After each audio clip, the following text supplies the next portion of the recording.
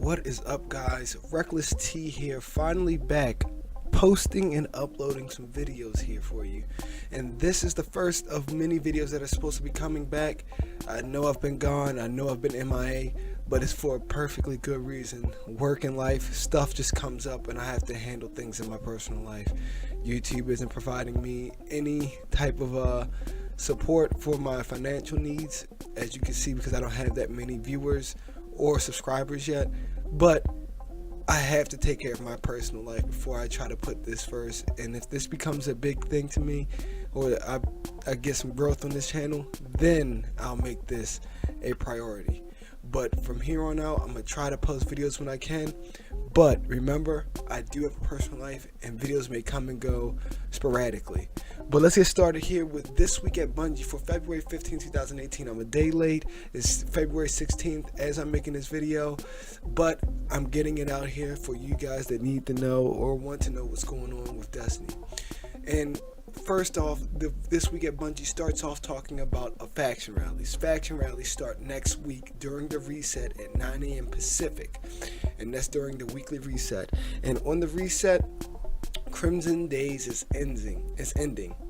And with that, on the reset, the Burnout Crucible map will be available in all game mode rotations. So remember that the new Burning Shrine or remap of Burning Shrine will go to all game modes, quick play and competitive.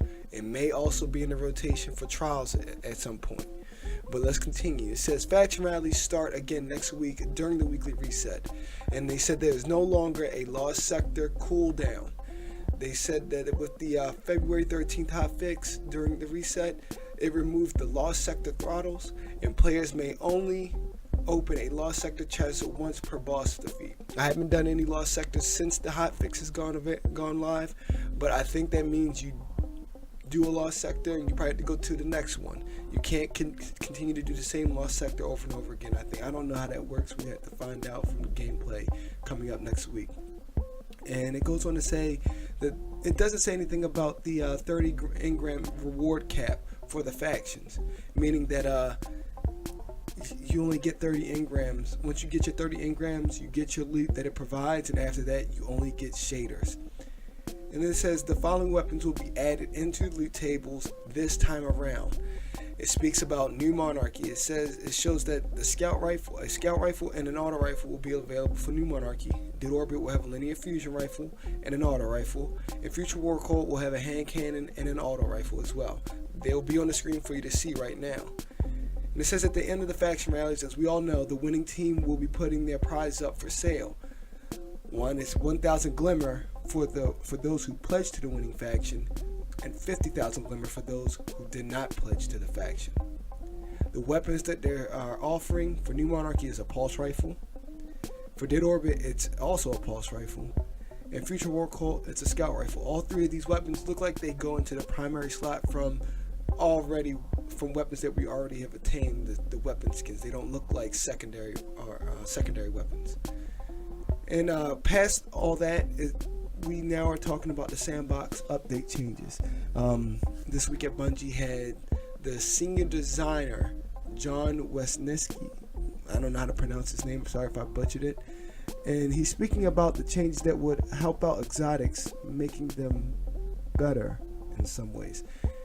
He starts off by talking about how they play and test every weapon, exotic weapon, and also primary probably, before they launch them, which we know they don't, because we have the history of the Vex Mythic class and the Prometheus lens, and how when they first hit the sandbox, they were utterly unstoppable. You had to use those weapons to even compete, which shows that they don't even really test them.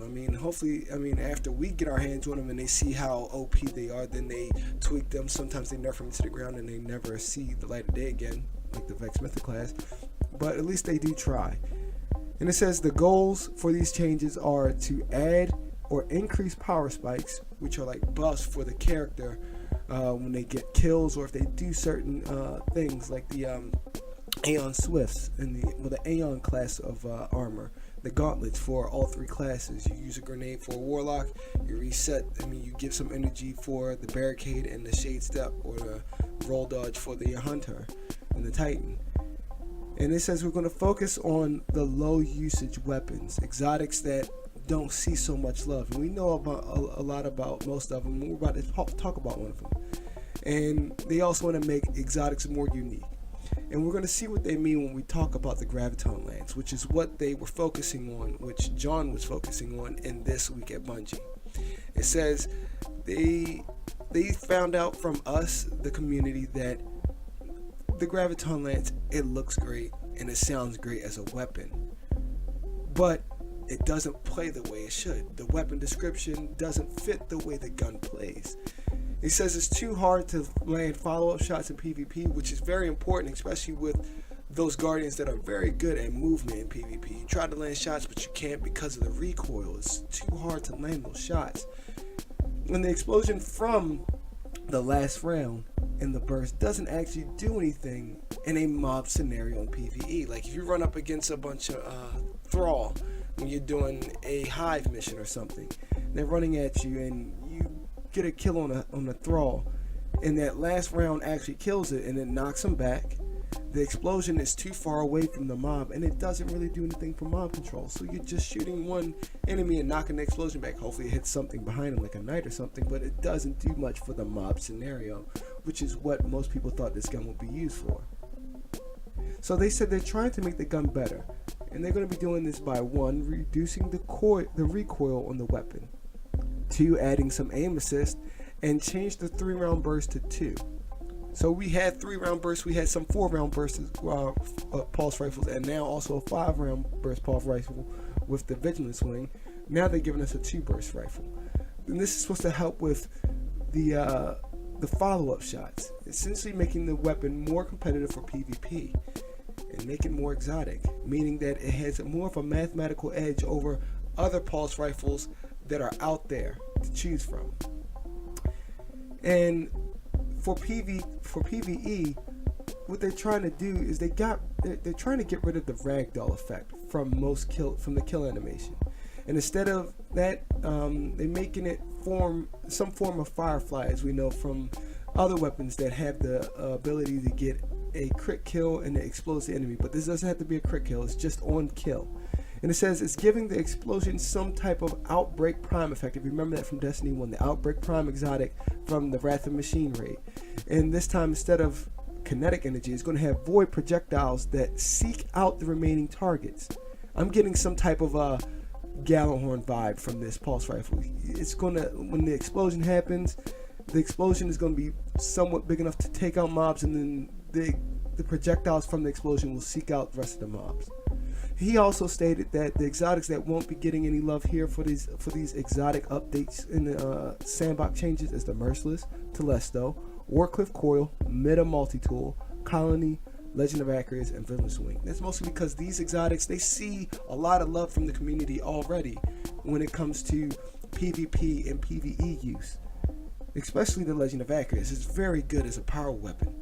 The Vigilance Wing isn't getting any love though because it's already benefiting from some changes that is coming from the 1.1.4 patch update. And then it speaks of the Masterwork exotics that will be talked about soon enough. But guys, thank you for watching. Again, I'm going to try to be more consistent with the videos, especially because I have a new PC from Digital Storm coming in. I will do an unboxing for that, and after I set it up, unboxing, and I'll set it up and show you my new setup for everything once I get it unboxed and you guys see it. But guys, I appreciate all of the love for those who have watched my videos. I saw that I've got a couple hundred views on one of my videos. It makes me so happy to see that, even though I haven't been around. And I'm going to try to be around more often. Hopefully the gameplay in the background was good enough for you. And I'm going to try to be here for you guys, making news videos for Destiny 2, especially because this is my game of choice. Guys, this is Reckless T. I'm signing out. And give me a like, comment, and subscribe. I will really appreciate it. And I'll see you guys in the next one.